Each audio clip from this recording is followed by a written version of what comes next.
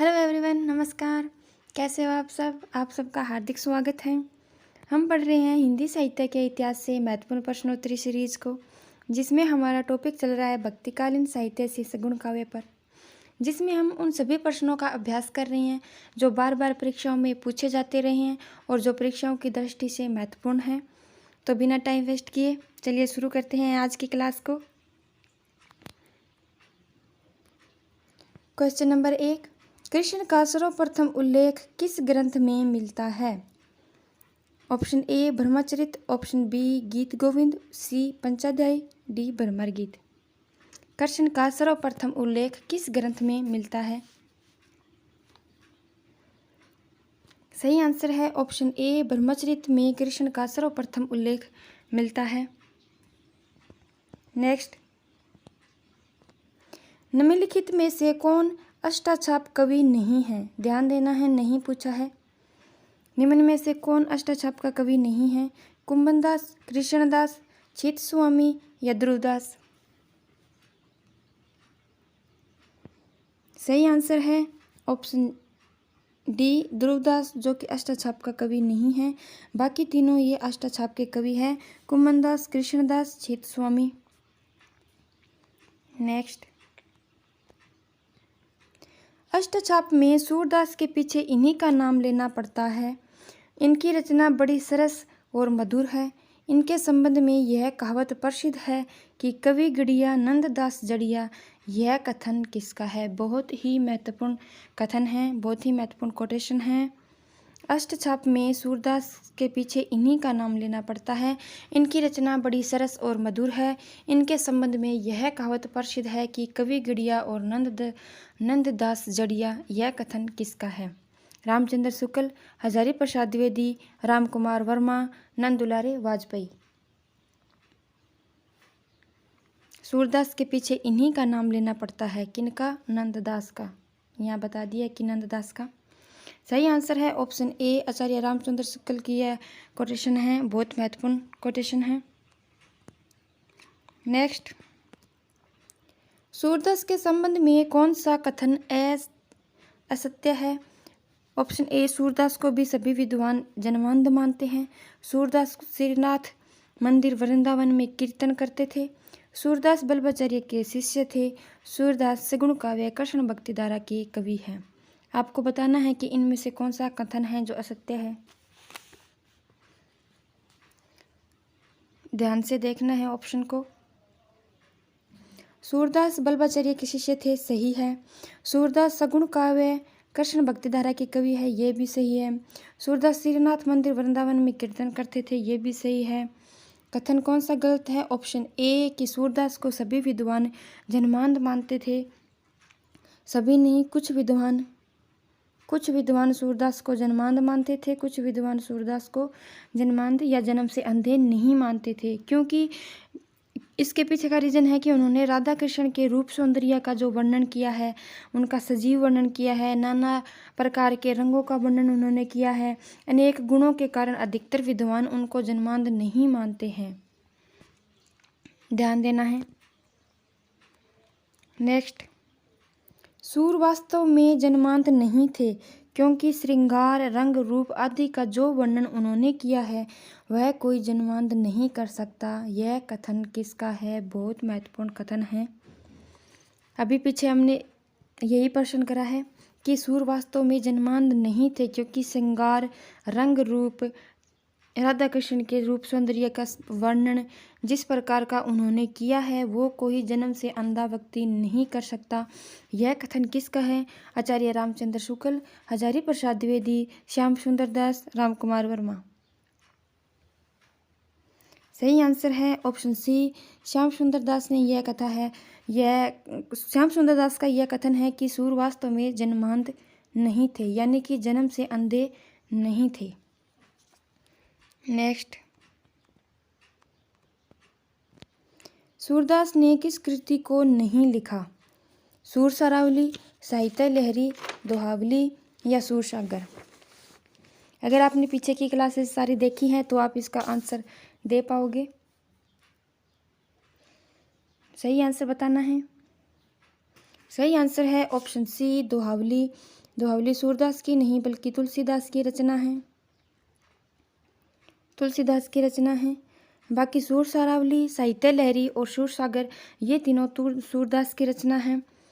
सूर सागर जो कि ब्रज भाषा में रचित है, सूरदास की रचना, यह एक गीति काव्य है, गीति काव्य है। और सूर सागर सूरदास की सबसे प्रमाणिक रचना है। साहित्य लहरी इसकी रचना नंददास को नय का भेद, रीति शिक्षा आदि को देने के उद्देश्य से सूरदास ने साहित्य लहरी लिखी थी। साहित्य लहरी में सूर ने समय को चंद्रबरदाई का वंशज बताया है। ये प्रश्न कई बार पूछा जाता है कि सूरदास ने समय को चंद्रबरदाई का वंशज कौन सी रचना में बताया है, तो वो है साहित्य लहरी। साहित्य लहरी में सूर ने स्वयं को चंद्रबरदाई का वंशज बताया है और इनकी रचना सूरदास ने नंददास को न्याय का भेद, रीति शिक्षा देने के उद्देश्य से की थी, याद रखना है। नेक्स्ट, सूर सागर किस भाषा की कृति है? अभी हमने पढ़ा इस क्वेश्चन को कि सूर सागर किस भाषा की कृति है, खड़ी बोली, ब्रज भाषा, अवधी या पंजाबी। सही आंसर है ऑप्शन बी, ब्रज भाषा, जो कि सूर सागर की भाषा है। गीति यह काव्य है, गीति काव्य है, सूरदास की प्रमाणिक रचना है, प्रमाणिक रचना है। सूर सागर का आधार श्रीमद् भागवत के 10वें स्कंद का अध्याय माना जाता है, याद रखना है। ये प्रश्न बार बार पूछा जाता है कि सूर सागर का आधार ग्रंथ कौन सा है, तो इसका आधार श्रीमद् भागवत के 10वें स्कंद का अध्याय माना जाता है। इसमें लगभग 5000 पद है, सूर सागर में 5000 पद है और यह जहांगीर के संरक्षण में लिखी गई थी, जहांगीर के संरक्षण में यह रचित है, याद रखना है। सूर सागर जो कि सूरदास की रचना है, भाषा इसकी ब्रज भाषा है, गीति काव्य है, 5000 इसमें पद है, प्रमाणिक रचना मानी जाती है सूरदास की। जहांगीर के संरक्षण में इन्होंने यह रचना रचित की है और सूर सागर का आधार श्रीमद् भागवत के 10वें स्कंद के अध्याय को माना जाता है। बहुत महत्वपूर्ण है, ध्यान से सुनना है क्लास को। हम एक एक प्रश्न के साथ चारों ऑप्शन को हल कर रहे हैं। सूरदास किस रस का कोना कोना झांक आए हैं, यह कथन। सूरदास किस रस का कोना कोना झांक आए हैं, शांत रस का, वात्सल्य रस का, करुण रस का या मैत्री रस का। सही आंसर बताना है। यह कथन किसका है ये भी बताना है आपको, कथन किसका है कि सूरदास। सही आंसर है इसमें ऑप्शन बी, वात्सल्य रस। ये आपके माइंड में आ गया होगा कि सूरदास वात्सल्य रस का कोना कोना झांक आए हैं। अब आपको ये बताना है कि ये कथन किसका है कि सूरदास वात्सल्य रस का कोना कोना झांक आए हैं। तो ध्यान देना है कि आचार्य शुक्ल का यह कथन है और इम्पोर्टेंट कथन है आचार्य शुक्ल का, और वात्सल्य रस जो कि सूरदास का रस है। नेक्स्ट, भक्ति काल के किस कवि को जड़िया से विभूषित किया जाता है, नंददास, सूरदास, परमानंद दास या चतुर्बोध दास। यह प्रश्न हमें अभी पीछे किया है कि भक्ति काल के किस कवि को जड़िया से विभूषित किया जाता है।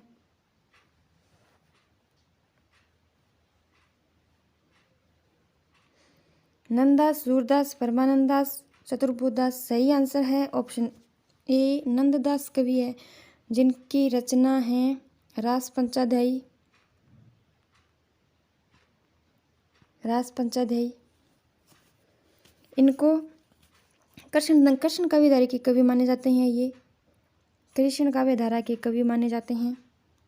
सूरदास के बाद सबसे अधिक प्रसिद्ध नंददास ही रहे हैं और इनकी रचना रस पंचाध्यायी है। इसी के कारण इनको जड़िया कवि से विभूषित किया जाता है। और किसने किया है, आचार्य रामचंद्र शुक्ल ने रस पंचाध्यायी जो इनकी रचना है, इसी के कारण इन्हें जड़िया की उपाधि दी है। ये कृष्ण काव्यधारा के कवि हैं और सूरदास के बाद सबसे अधिक प्रसिद्ध माने जाते हैं, याद रखना है। नेक्स्ट, भ्रमर गीत परंपरा में भंवर गीत किसकी रचना है। आपको बताना है कि भ्रमर गीत परंपरा जो कि सूरदास की है, उसमें जो भंवर गीत है यह किसकी रचना है? नंददास, सूरदास, रत्नाकर या ब्रजवासी दास? सही आंसर बताना है।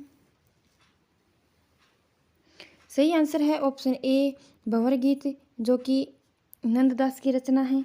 भंवर गीत है वो सूरदास के जो भ्रमर गीत है उसके समरूप ही माना जाता है।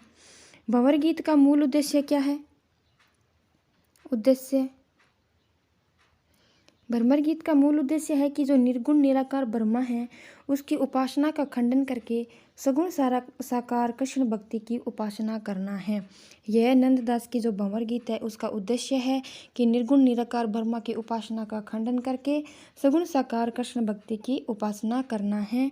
तो भंवर गीत किसकी रचना है? नंददास की, और भ्रमर गीत सूरदास की, याद रखना है।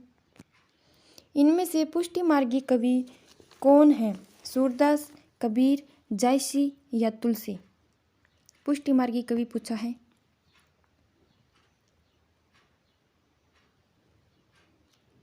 कबीर निर्गुण, जायसी निर्गुण थे।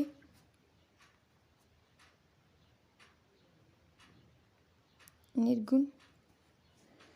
पुष्टि मार्गी कवि कौन है? तुलसी, सूरदास, कबीर, जायसी? सही आंसर है ऑप्शन ए सूरदास, जो कि पुष्टि मार्गी कवि है, याद रखना है।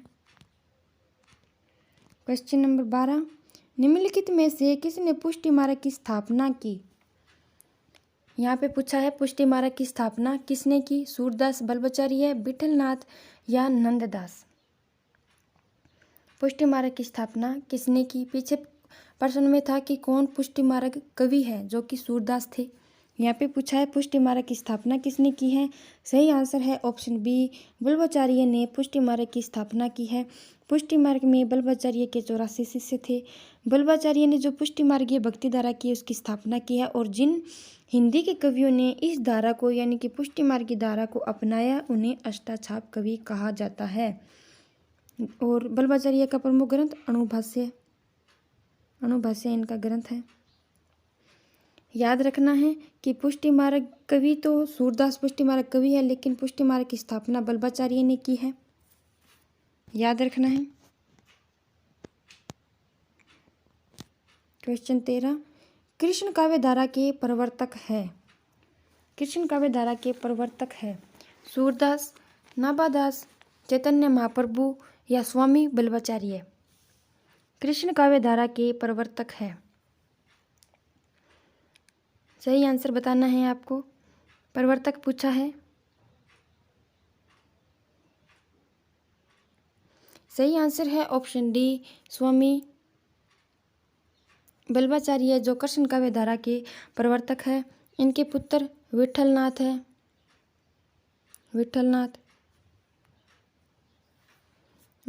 इन्होंने अष्टाछाप की स्थापना की, अष्टाछाप विठलनाथ ने।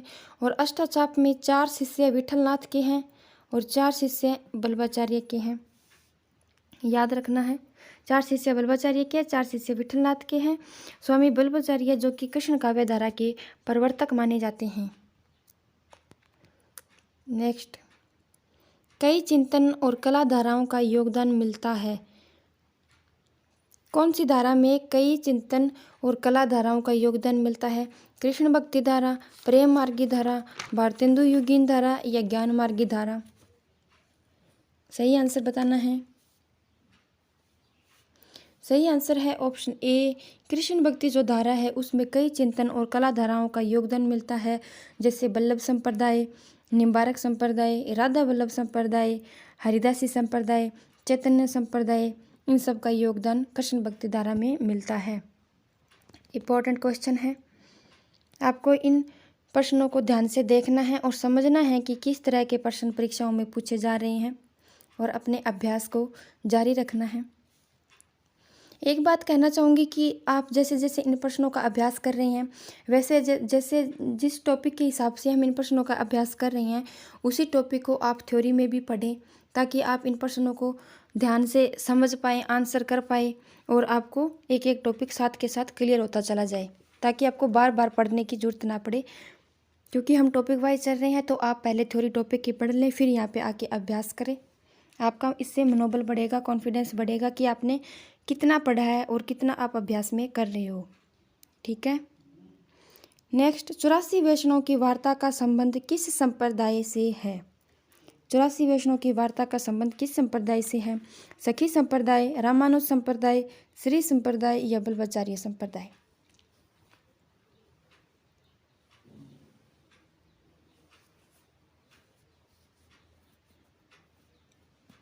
सखी संप्रदाय, जो कि हरिदासी संप्रदाय को भी कहा जाता है, हरिदास स्वामी हरिदास का है। रामानुज संप्रदाय रामानुजाचार्य का, श्री संप्रदाय भी रामानुजाचार्य का, बल्लभ संप्रदाय बल्लभाचार्य का। तो इनमें बताना है कि 84 वैष्णव की वार्ता का संबंध किस संप्रदाय से है। तो सही आंसर है ऑप्शन डी, बल्लभाचार्य संप्रदाय से संबंध है 84 वैष्णव की वार्ता। 84 वैष्णव की वार्ता, इसकी रचना की है गोकुलनाथ ने। गोकुलनाथ ने 84 वैष्णव की वार्ता की रचना की है। बल्लभ संप्रदाय से इसमें बल्लभ संप्रदाय ने पुष्टि मार्ग की स्थापना की है। पुष्टि मार्ग के प्रवर्तक माने जाते हैं बल्लभाचार्य। हमने पीछे अभी ये प्रश्न करा है कि पुष्टि मार्ग के प्रवर्तक कौन है, तो बल्लभाचार्य के पुष्टि मार्ग में 84 शिष्य तो बल्लभाचार्य के हैं, और विठलनाथ जो कि बल्लभाचार्य के पुत्र है 252 शिष्य उनके हैं। याद रखना है, ये बहुत महत्वपूर्ण इंपॉर्टेंट तथ्य है जो हम एक एक प्रश्न के साथ सारे इन तथ्यों पर ध्यान देते जा रहे हैं कि बल्लभाचार्य ने पुष्टि मार्ग की स्थापना की, और इसमें बल्लभ संप्रदाय से 84 शिष्य थे और उनके पुत्र विठलनाथ, उनके 252 शिष्य थे पुष्टि मार्ग में। याद रखना है, 84 वैष्णव की वार्ता की रचना की है गोकुलनाथ ने। नेक्स्ट, अष्टचाप की स्थापना किसने की? बल्लभाचार्य, विठलनाथ, सूरदास या नाभादास? प्रश्न को पढ़ते ही आपके माइंड में आ गया होगा कि इसका सही आंसर क्या है। अष्टचाप की स्थापना किसने की? अष्टचाप की स्थापना 1565 ईस्वी में की गई। बताना है कि किसने की। सही आंसर है ऑप्शन बी, विठलनाथ ने अष्टचाप की स्थापना की, जो कि बल्लभाचार्य के पुत्र हैं। अष्टचाप में 4 शिष्य विठलनाथ के और 4 शिष्य बल्लभाचार्य के हैं, और ये आठ जो शिष्य है ये श्रीनाथ की नित्य लीला करते रहते थे, सेवा करते थे। 8 शिष्य जो कि अष्टचाप के 8 कवि हैं, और ये श्रीनाथ की नित्य लीला या सेवा करते थे। याद रखना है। बल्लभाचार्य के शिष्य नहीं हैं सूरदास, कुंभनदास, परमानंद दास या चतुर्बुद्ध दास। आपको बताना है कि बल्लभाचार्य के शिष्य इनमें से कौन से नहीं हैं, क्योंकि बल्लभाचार्य के अष्टचाप में, विठलनाथ के अष्टचाप में बल्लभाचार्य के 4 शिष्य हैं और 4 शिष्य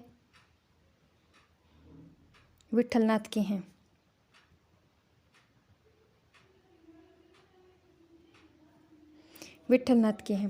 इनमें बताना है कि कौन सा कवि है जो कि बल्लभाचार्य का शिष्य नहीं है। सूरदास, कुंभनदास, परमानंद दास या चतुर्बुद्ध दास? सही आंसर है ऑप्शन डी, चतुर्बुद्ध दास। ये बल्लभाचार्य के शिष्य नहीं हैं। सूरदास, कुंभनदास, परमानंद दास और कृष्णदास, ये चारों शिष्य बल्लभाचार्य के शिष्य माने जाते हैं। याद रखना है। नेक्स्ट, विठलनाथ का शिष्य नहीं है। अब इसमें भी 4 शिष्य हैं। विठलनाथ के अष्टचाप में विठलनाथ के 4 शिष्य हैं। अब इनमें भी आपको बताना है कि कौन सा नहीं है, ध्यान देना है। चतुर्बुद्ध दास, गोविंद स्वामी, छीत स्वामी या सूरदास? आपके माइंड में आ गया होगा इसका सही आंसर अब तक। सही आंसर है ऑप्शन डी, सूरदास, क्योंकि ये सूरदास बल्लभाचार्य का शिष्य है। छीत स्वामी, गोविंद स्वामी, चतुर्बुद्ध दास और नंददास, ये चारों विठलनाथ के शिष्य है। नंददास जो कि सूरदास के बाद अष्टचाप के कवियों में सबसे अधिक प्रसिद्ध रहे हैं, और अष्टचाप के कवियों में सबसे छोटे भी हैं नंददास, और सूरदास के बाद सबसे अधिक प्रसिद्ध भी रहे हैं। याद रखना है। भ्रमर गीत का प्रसंग है श्रीमद् भागवत का 5म स्कंद, श्रीमद् भागवत का 10म स्कंद, श्रीमद् भागवत का 3य स्कंद या श्रीमद् भागवत का 9वां स्कंद? इनमें से जो भ्रमर गीत का प्रसंग है वो श्रीमद् भागवत के कौन से स्कंद से लिया गया है, ये आपको बताना है। भ्रमर गीत है क्या? भ्रमर गीत जो सूरदास की सूर सागर है, सूरदास का जो सूर सागर है, सूर सागर का प्रसंग है भ्रमर गीत। सूरदास ने सूर सागर की रचना की है। सूर सागर जो श्रीमद् भागवत के 10वें अध्याय से लिया गया है, उसका प्रसंग है भ्रमर गीत। और ये बताया गया है कि यह श्रीमद् भागवत के कौन से स्कंद से लिया गया है। तो सही आंसर है ऑप्शन बी, श्रीमद् भागवत के 10वां स्कंद है वो भ्रमर गीत का प्रसंग है। जो भ्रमर गीत का प्रसंग है वो श्रीमद् भागवत के 10वें स्कंद से है, याद रखना है। सूरदास की भक्ति पद्धति कौन सी है? सूरदास की भक्ति पद्धति कौन सी है?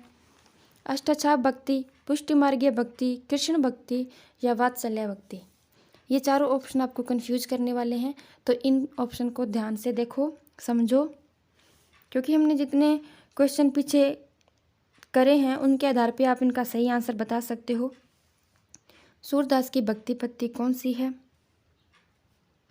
सही आंसर है ऑप्शन बी, पुष्टि मार्गीय भक्ति, जो कि सूरदास की भक्ति पद्धति है। सूरदास एक पुष्टि मार्गी कवि है, इनकी भक्ति पुष्टि मार्गीय भक्ति है। अष्टाछाप भक्ति मतलब कि सूरदास अष्टाछाप के कवि हैं। सूरदास अष्टाछाप के कवि हैं। कृष्ण भक्ति क्योंकि सूरदास का प्रमुख विषय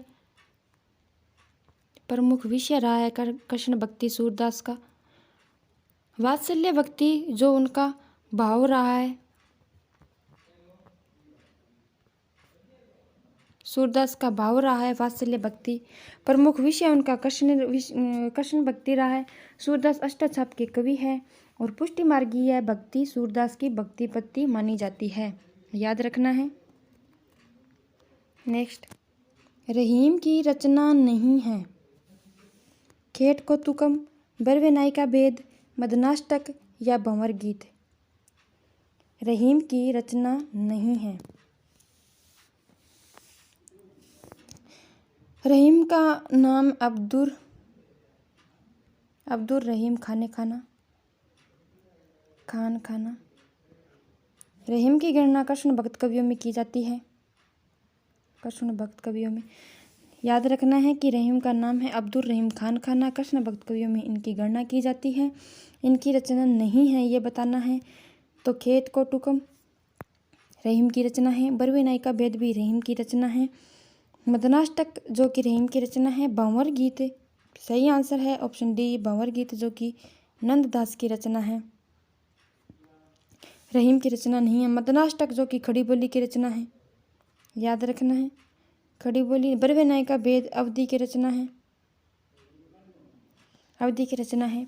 और जो रहीम के दोहों का संकलन है, उनके जो दोहे हैं उनका संकलन पंडित माया शंकर ने रहीम रचनावली के नाम से किया है। इंपॉर्टेंट है, याद रखना है कि रहीम के दोहों का संकलन रहीम रचनावली के नाम से पंडित माया शंकर ने किया है। इनकी रचनाएं खेट कौतुकम, बरवे नाई का भेद, मदनाष्टक है।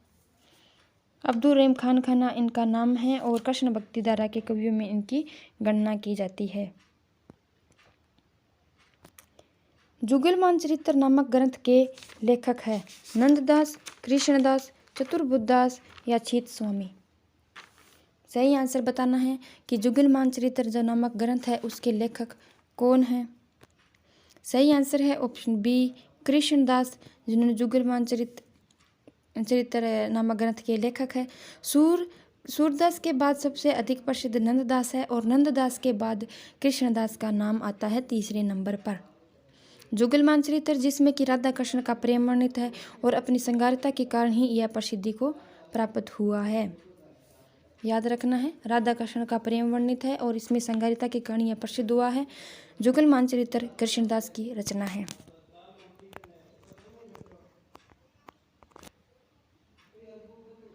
राधा के साथ कृष्ण की महानता किस संप्रदाय की विशेषता है? बताना है आपको कि राधा के साथ कृष्ण की महानता किस संप्रदाय की विशेषता है। श्री संप्रदाय, रुद्र संप्रदाय, सनक संप्रदाय या ब्रह्म संप्रदाय। श्री संप्रदाय जो कि रामानुजाचार्य का है, रुद्र संप्रदाय जो कि विष्णु स्वामी का है, सनक संप्रदाय जो कि निम्बार्काचार्य का है और ब्रह्म संप्रदाय जो कि मध्वाचार्य का है। आपको बताना है कि राधा के साथ कृष्ण की महानता इनमें से किस संप्रदाय की विशेषता है। सही आंसर है ऑप्शन सी, सनक संप्रदाय, जिसे सनकादि संप्रदाय या हंस संप्रदाय भी बोलते हैं, जो निम्बार्काचार्य का है। निम्बारक संप्रदाय कृष्ण भक्ति से संबंध है और ये राधा के साथ कृष्ण की महानता इन सनक संप्रदाय की विशेषता मानी जाती है।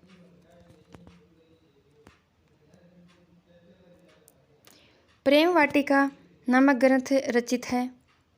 प्रेम वाटिका नामक ग्रंथ रचित है रसखान, रहीम, नंददास या मीराबाई। प्रेम वाटिका नामक ग्रंथ रचित है रहीम, रसखान, नंददास या मीराबाई। क्वेश्चन नंबर 24 का आंसर बताना है प्रेम वाटिका। सही आंसर है ऑप्शन ए, रसखान की रचना है प्रेम वाटिका, जो कि कृष्ण काव्य है। कृष्ण काव्य धारा के कवि माने जाते हैं। इनका रसखान का कवि नाम है सैयद इब्राहिम।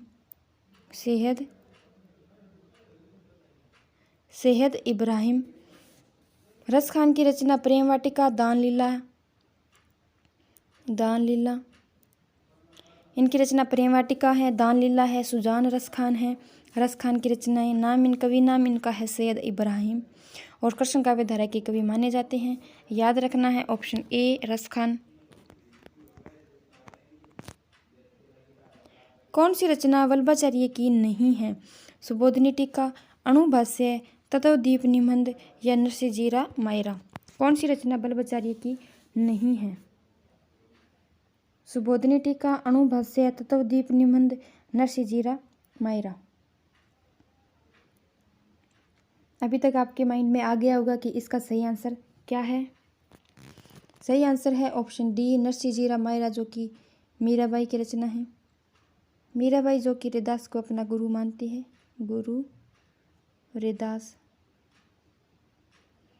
नरसिंहजीरा मायरा मीराबाई की रचना है और मीराबाई गुरु रैदास को अपना गुरु मानती है। बाकी सुबोधिनी टीका, अणुभाष्य, तत्वदीप निबंध, ये तीनों रचनाएं वल्लभाचार्य की है। अणुभाष्य जो कि एक अधूरा ग्रंथ है,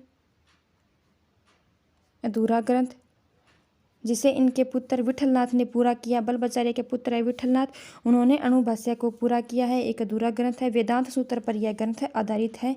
याद रखना है, अणुभाष्य वेदांत सूत्र पर आधारित है, अधूरा ग्रंथ है, इसको पूरा विठलनाथ ने किया है।